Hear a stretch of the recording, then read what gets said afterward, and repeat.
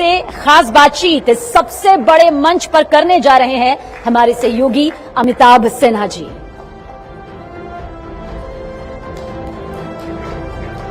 जोरदार तालियों के साथ आप सभी हमारे खास मेहमान का स्वागत करें। राकेश सिंह जी और मेरे वरिष्ठ सहयोगी अमिताभ सिन्हा जी मंच पर आएंगे और साथ ही सार्थक चर्चा को आगे बढ़ाएंगे।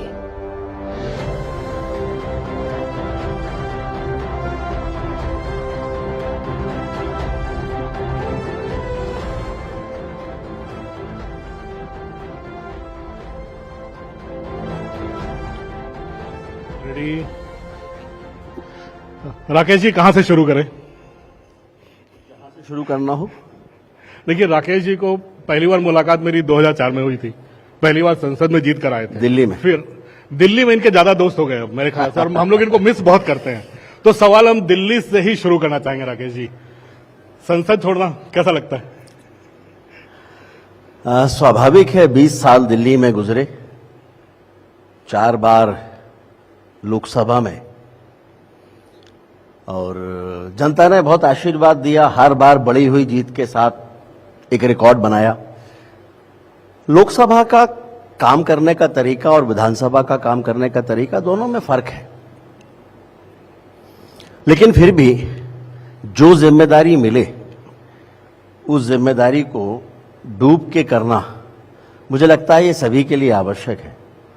और विशेष रूप से जब आप सामाजिक या राजनीतिक क्षेत्र में काम करते हैं तो आपके पास में बहुत बार ऑप्शंस नहीं होते हैं। जो नेतृत्व तय करता है उसको लेकर आगे बढ़ना, अपनी जिम्मेदारी पूरी करना, कसौटियों पर खरा उतरना, और सबसे बड़ी बात है लोगों को संतुष्टि हो लेकिन आप खुद भी अपने काम से संतुष्ट हो, यह आवश्यक है। राकेश जी, कई चीजें देखी आपकी संसद में हम लोगों ने। आपने टेट्रा टैक्स का घोटाला आपने उजागर किया, अविश्वास प्रस्ताव आया था मनमोहन सरकार के खिलाफ, तब आप बोले थे। चीफ व्हिप रहे पार्टी के, लगातार आप लाइमलाइट में ही रहे। लेकिन पिछले इस सत्र में जो हो रहा है, क्या कहेंगे आप? राहुल गांधी जिस तरह से नियमों का उल्लंघन, तमाम नियमों का उल्लंघन करके संसद में बोले, पीएम को उठना पड़ा, अमित शाह को उठना पड़ा। ये 20 साल का मेरा अनुभव है। मैं 8 साल तो चीफ व्हिप ही रहा हूं पार्लियामेंट में, तो फ्लोर मैनेजमेंट से लेके विपक्ष की भूमिका सब कुछ देखा है। विषयों पे चर्चाएं होते हुए भी देखी हैं, गिरते हुए स्तर को भी देखा है। लेकिन जब प्रमुख विपक्षी पार्टी वो खुद इस भूमिका में आ जाए कि संसद की नियम, परंपराएं, मर्यादाएं सभी को भंग करना है, तब ये दुखदाई है और कष्टदायक है। और वो भी ऐसी पार्टी जिसने आजादी के बाद लगभग 56-57 सालों तक देश पे राज किया है। उनकी ये भूमिका, ये नकारात्मक भूमिका, ना तो देश की जनता को रास आती है और ना ही देश को। तो मुझे लगता है कहीं ना कहीं शायद ये सभी को विचार करना चाहिए। इतनी पुरानी पार्टी का कोई नेता जो सदन में नेता प्रतिपक्ष है, और यदि उनका आचरण ही बचकाना हो तो फिर देश उनसे क्या उम्मीद करे? हिंदुत्व पे सवाल उठाना जिस तरह से उठाया उन्होंने। देखिए, हिंदुत्व पर सवाल खड़े करना ये कांग्रेस के लिए, राहुल के लिए नई बात नहीं है। जब भी उनको लगता है कि या तो वो बहुत ज्यादा मुसीबत में है या फिर वो थोड़ा कंफर्टेबल जोन में है, तब वो हिंदुत्व पर सवाल खड़े करते हैं। अभी उनको लगता है कि तीसरी बार भी विपक्ष में बैठने के बाद 99 तक वो पहुंच गए तो शायद उन्होंने बहुत बड़ी विजय हासिल कर ली है, और इसीलिए उन्होंने फिर से हिंदुत्व पर प्रहार करना शुरू कर दिया है। चुनाव के पहले की कांग्रेस और राहुल गांधी और चुनाव के बाद के कांग्रेस और राहुल गांधी, दोनों में बड़ा फर्क होता है। पहले वो मंदिरों में माथा टेकते हुए दिखाई देते हैं, कभी त्रिपुंड लगाते हैं, कभी जनेऊ पहनते हैं, और उसके बाद जिस तरह से उनका व्यवहार होता है हिंदुत्व के लिए, जबकि बार बार ये स्थापित हो चुका है कि हिंदू अकेला कोई धर्म नहीं, एक जीवन पद्धति है, एक शैली है, और देश की बहुसंख्यक आबादी उसको मानती है। तो योजना से जानबूझकर बहुसंख्यक आबादी की भावनाओं का अपमान करना, ये केवल और केवल तुष्टीकरण है। कांग्रेस ने पिछले वर्षों में यही किया है और देश का नुकसान किया है। संसद में जिस तरह से बवाल मचाया हुआ है, लगता नहीं है कि ये लोग संसद चलने देगा विपक्ष इस बार। नंबर भी उनके बहुत आए हैं। आप चीफ व्हिप रहे हुए हो, अपने साथियों के लिए क्या सबक या नसीहत या शिक्षा क्या दोगे? कैसे संभाले इनको? नहीं, मैं खैर नसीहत देने वाला तो मैं कौन होता हूं। पार्लियामेंट एक ऐसी जगह है जहां हर रोज आप सीखते हैं, अनुभवों के साथ, वहां घटने वाली परिस्थितियों के साथ, हर चीज से आपको रोज सीखने को मिलता है और जो जैसी परिस्थिति होती है उसी के अनुसार वहां पर निर्णय करने होते हैं। ये ठीक है कि मुझे सभी लोगों के साथ काम करने का अवसर मिला उस चीफ व्हिप की भूमिका में। आज की जो परिस्थितियां हैं उससे भी ठीक तरीके से हमारे जो साथी हैं वो उससे निपट रहे हैं, उसका सामना कर रहे हैं। क्योंकि हमारे सामने चुनौती होती, जब हम सत्ता में हैं तो हमारे सामने चुनौती होती है कि हमें सदन चलाना है। जो विषय आ रहे हैं, जनता के हित के आ रहे हैं, उनको पारित करना है। कानून जो बनना है वो कैसे बने, देश की जनता के हितों की बात ज्यादा से ज्यादा कैसे हो, अधिक से अधिक चर्चाएं कैसे हो। तो मित्र चर्चा आपके से उधर रास्ता निकलता है। आपके पुराने मित्र पूछते नहीं है, राकेश अब बताओ क्या करना है? नहीं, चर्चा होती है समय समय पर। आने के पहले भी हमारी काफी चर्चाएं हुई हैं, जब मैं अभी पिछले दिनों दिल्ली गया था। लेकिन मैंने कहा ना कि वहां हर रोज सीखने के लिए मिलता है और हमारी जिम्मेदारी चूंकि सदन चलाने की है तो स्वाभाविक है कि चुनौती सामने होती है। विपक्ष में रहकर बहुत आसान है, केवल शोरगुल करना है, सदन की कार्यवाही को बाधित करना है, कोई ना कोई बहाना ढूंढना है, कारण ढूंढना है। वो कारण देश को समझ में आए या ना आए, लेकिन हमारी समझ में आ रहा है तो उससे ये भी स्पष्ट होता है, देश भी ये समझता है कि केवल और केवल कार्यवाही बाधित करने के लिए कई बार ये भी संदेश जाना कि सदन में 100% या 100% से ज्यादा काम हो गया, विपक्ष को ये भी रास नहीं आता। मुझे याद है कि पिछले दिनों में जब तक मैं था और जब कभी स्पीकर की तरफ से ये बात आती थी कि हमने इतना अच्छा, इतने प्रतिशत काम किया है, तो अगले ही दिन कांग्रेस मौका ढूंढने लगती थी कार्यवाही बाधित करने का। तो ये उनकी कार्यशैली है। राकेश जी, अब दिल्ली से थोड़ा सफर करके अब वापस आप भी आ गए, हम भी अब वापस यहाँ आते हैं। जबलपुर को एक जमाने में बहुत बड़ा गांव बोला जाता था जब आप सांसद बन के आए थे। क्या अब भी गांव है जबलपुर या जबलपुर बदल गया? नहीं, बहुत परिवर्तन हुआ। ये बात सच है कि 2004 में जब मैं पहली बार चुनकर आया था तो जबलपुर को एक बड़ा गांव अखबार लिखा करते थे और वो बड़ा तकलीफ देता था। गांव होना तकलीफ की बात नहीं है, हम सभी कहीं ना कहीं गांव से संबंध रखते हैं, लेकिन एक बड़े शहर को व्यंग्य में गांव कहा जाए वो तकलीफदायक था। वो भी तब जबकि जबलपुर एक समय में जब सीपीएन बरार हुआ करता था तो नागपुर और जबलपुर एक बराबरी के शहर होते थे। तो और भी कई सारे कारण थे, डिफेंस की फैक्ट्रीज हैं, बड़ा एस्टेब्लिशमेंट डिफेंस का है, सब कुछ है, रेलवे का बड़ा एस्टेब्लिशमेंट है, लेकिन योजना से कांग्रेस ने उसको पीछे रखा था। और उसका जो बहुत बड़ा कारण एक दिखाई देता है, कांग्रेस का त्रिपुरी अधिवेशन जिसमें गांधी जी आ रहे सुभाष चंद्र बोस जी अध्यक्ष चुने गए थे और वो शायद कांग्रेस कभी उसको भूली नहीं। और बाद में सुभाष चंद्र बोस जी को जीतने के बाद भी अध्यक्ष के पद पे उन्होंने कांग्रेस के प्रत्याशी को पराजित किया था, उनको इस्तीफा देना पड़ा। लेकिन शायद कांग्रेस ने वो बैर जबलपुर से पार के रखा हमेशा और इसलिए जबलपुर के साथ हमेशा ही वो महात्मा गांधी के कैंडिडेट थे, पट्टाभी सीतारमैया। हाँ, उनको सुभाष चंद्र बोस ने हराया था। लेकिन शायद नेहरू गांधी परिवार ने जबलपुर से उसका बैर हमेशा भुजाया और उसके बाद जबलपुर को लगातार नुकसान हुआ।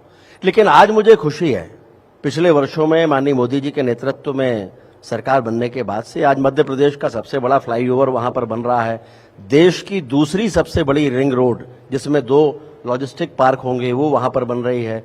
अभी एयरपोर्ट नया 450 करोड़ रुपए की लागत का बन चुका है। रेलवे स्टेशन की बिल्डिंग 460 करोड़ रुपए की एक ऐसी बिल्डिंग जो देखने लायक होगी वो वहां पर बन रही है। देश का पहला जियोलॉजिकल पार्क वहां पर बन रहा है। ट्रांसपोर्ट सिस्टम में शामिल होने वाला रोपवे वो वहां पर अनाउंस हो गया है। ऐसी बहुत सी चीजें हैं जिन्होंने जबलपुर को अब बदल दिया है और जबलपुर अब महानगर की श्रेणी में है। आप तो पीडब्ल्यूडी मिनिस्टर हैं, अब जबलपुर से निकलकर आपको पूरा मध्य प्रदेश देखना है। सड़कों पर गड्ढों को लेकर बड़ी चिंता होती थी यहाँ पर। अच्छा सवाल है। आज ही हमने एक ऐप लॉन्च किया है, लोकपथ ऐप। उस ऐप के माध्यम से कोई भी व्यक्ति उसको डाउनलोड कर सकता है। आज ही विधानसभा में माननीय मुख्यमंत्री जी के हाथों उसकी लॉन्चिंग हुई है और वो कोई भी व्यक्ति गूगल से और थोड़े दिनों में वो बाकी के प्लेटफॉर्म्स पर भी आ जाएगा, उससे डाउनलोड आप कर सकते हैं। और जहां भी पीडब्ल्यूडी की सड़क पर गड्ढा है उसका उसी लोकेशन पर खड़े होकर उस ऐप को खोलकर उसी ऐप से फोटो लेकर और उसमें भेजेंगे तो वो जियो टैग्ड फोटो होगा और वो सीधे उस संबंधित इंजीनियर जिसकी वहां पर जिम्मेदारी है, जिसे हम L1 हमने लेवल 1 का नाम दिया है, उसके पास पहुंचेगा। अब उसकी जिम्मेदारी है कि जैसे ही वो फोटो उसके पास आता है, क्योंकि वो जियो टैग्ड फोटो है, तो उस लोकेशन पे पहुंचेगा, उस गड्ढे को देखेगा और उसकी रिपेयरिंग की व्यवस्था करेगा और 7 दिन के भीतर भीतर उस रोड को, उस गड्ढे को रिपेयर करके वो वापस से उस फोटो को अपलोड करेगा कि ये रोड रिपेयर हो गई है। तो वो शिकायतकर्ता तक भी वो फोटो जाएगी और डिपार्टमेंट के पास भी वो आएगी। तो इस तरह से जनता के साथ ज्यादा संवाद हो विभाग का। और जब मैंने मंत्रालय संभाला था तो मुख्यमंत्री जी से परामर्श करके ये मैंने तय किया था, एक टैगलाइन तय की विभाग के लिए, लोक निर्माण से लोक कल्याण, और हम लोक कल्याण के रास्ते पर आगे बढ़ रहे हैं। अभी बहुत कुछ करना बाकी है। देखिए, गड्ढों को लेकर इतनी तालियां बज गई हैं तो पूरे प्रदेश की सड़कें, आपको जगह दिग्विजय सिंह से आप लोगों ने सत्ता छीनी थी, तो सड़क और बिजली एक बहुत बड़ा मुद्दा था। मध्य प्रदेश की जनता सड़क और बिजली को लेकर बहुत सेंसिटिव है। मुझे याद है वो समय दिग्विजय सिंह जी का, मैं पार्टी का जिलाध्यक्ष हुआ करता था उस समय, तो हमें हर रोज आंदोलन करना पड़ते थे सड़क और बिजली दोनों को लेकर। बिजली होती नहीं थी, कभी कभी बिजली आती थी। आज की नई पीढ़ी को तो पता भी नहीं है कि बिजली की हालत क्या होती थी। आज 2 घंटे बिजली नहीं मिलती तो लोग आपत्ति करते हैं, उस समय शायद 2 घंटे बिजली मिलती थी और सड़कों के नाम पर गड्ढे हुआ करते थे, गड्ढों में सड़क ढूंढना पड़ती थी। लेकिन भाजपा की सरकार बनने के बाद बहुत परिवर्तन आए हैं और अब हम तेजी के साथ आगे बढ़ रहे हैं कि कहीं पर कोई गड्ढे ना हो, सड़कें खराब ना हो। इसके लिए जितना बेहतर संवाद विभाग के साथ साथ जनता के बीच में और टेक्नोलॉजी का उपयोग करते हुए जितना बेहतर हम विभाग को बना सकते हैं वो बनाने की कोशिश हो रही है। और मुझे उम्मीद है कि अगले कुछ समय में माननीय मुख्यमंत्री जी के मार्गदर्शन में ये बदला हुआ एक स्वरूप दिखाई देगा। जैसे हमने गड्ढों के लिए ऐप की बात की, किसी गांव की सड़क खराब हो या किसी 2 कस्बों को जोड़ने वाली सड़क खराब हो, तो वहां के लोग क्या कुछ ऐसे उनके लिए ऐप होगा जो आपको सीधे बता सके? ये दरअसल में इस पे ये विभाग की मॉनिटरिंग में होगा और केवल जिसकी शिकायत है उस तक ये नहीं पहुंचेगा, बल्कि विभाग के डैशबोर्ड में होगा और कोई भी ऑनलाइन इसको देख सकेगा कि कुल कितनी शिकायतें आईं, उनका कितनों का निराकरण हुआ अथवा नहीं।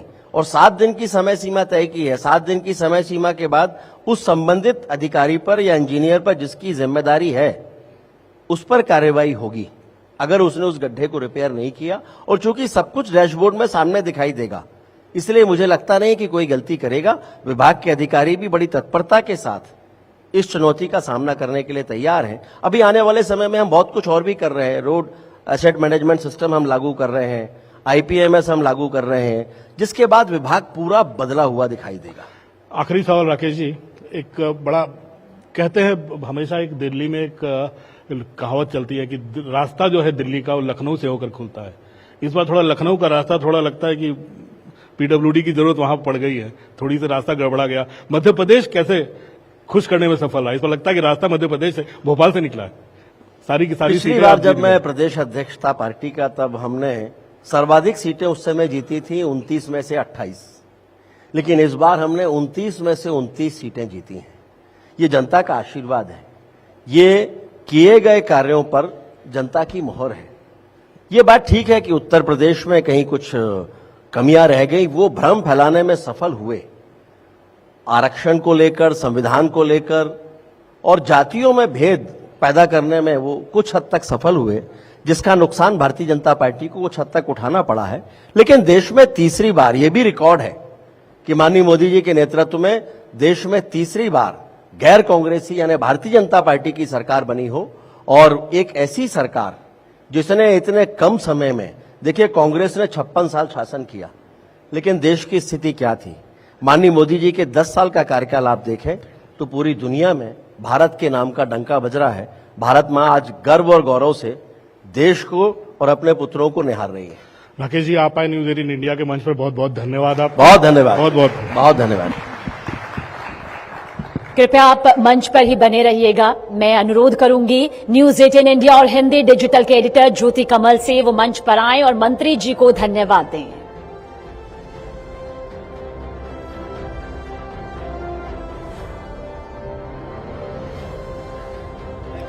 सबसे बड़ा मंच, सबसे सार्थक चर्चा जो हमारे सहयोगी अमिताभ सिन्हा ने यहां पर की।